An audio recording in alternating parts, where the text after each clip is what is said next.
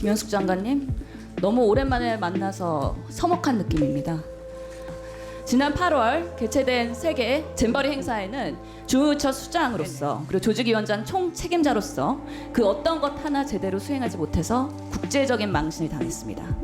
장관의 일말의 책임 있는 자세라도 기대했건만 8월 25일 예정이었던 여가이 잼버리 현안 질의 때는 국회 어딘가에 숨어서 기자들한테 나 국회에 있다 라는 문자만 날리며 국회를 조롱하더니 끝내 노쇼, 대변인은 화장실 추격전을 초래했습니다.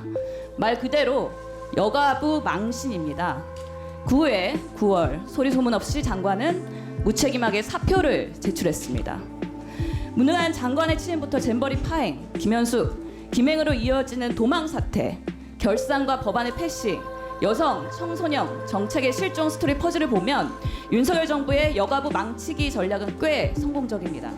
김현숙 장관, 여성, 가족, 청소년 정책의 대한민국 수장으로 부여된 자리를 이렇게 엑시트 플랜으로 전략으로 활용하게 된 것을 부끄러워해야 합니다. 국민들 앞에 잼버리 파행을 비롯한 본인의 무능과 업무 방기, 노쇼와 그 도망 사태에 대해서 고개 숙여 사과를 해야 합니다. 우선 8월 25일 여가의 전체 회의에 대한 부분을 말씀드리겠습니다.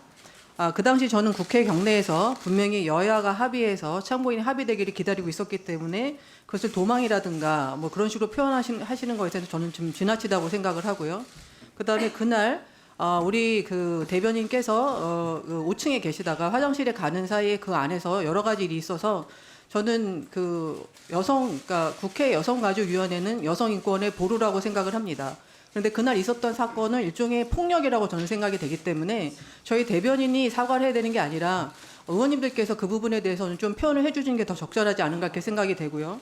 그 다음에 분명히 말씀드리지만 국회법 49조에 따르면은 위원장의 직무로 위원장은 위원회 의사일정과 개의일시를 간사 협의하여 정한다고 돼 있기 때문에 저는 참고인 협의를 기다리면서 국회에서 있었음을 분명히 말씀드리고 권인숙 위원장님께서 저한테 전화하셨을 때도 그렇게 말씀드린 기억이 있습니다. 다만 앞으로 뭐 저희가 여러 가지를 같이 해야 되기 때문에 그 어려운 상황이었던 부분에 대해서는 저도 여러 가지 인정하는 부분이 있고 더욱더 국회의 어떤 그 논의 과정과 그런 부분에서 성실히 임하겠다는 말씀을 드리도록 하겠습니다. 그 다음에 제가 잼버리에 관련해서는 저도 8월 25일 날 나와서 국회에서 분명히 굉장히 말씀드리고 싶었지만 말씀을 못 드렸고 그 이후에 예결위가 있었습니다. 그래서 예결위에서 제가 참여하면서 언론과 예결위장에서 스카우트 대원과 국민께 사과의 말씀을 드린 적이 있습니다. 불편을 야기한 부분에 대해서는 국민께 사과의 말씀을 드렸고 여성가족위원회에서도 똑같은 말씀을 드리겠습니다.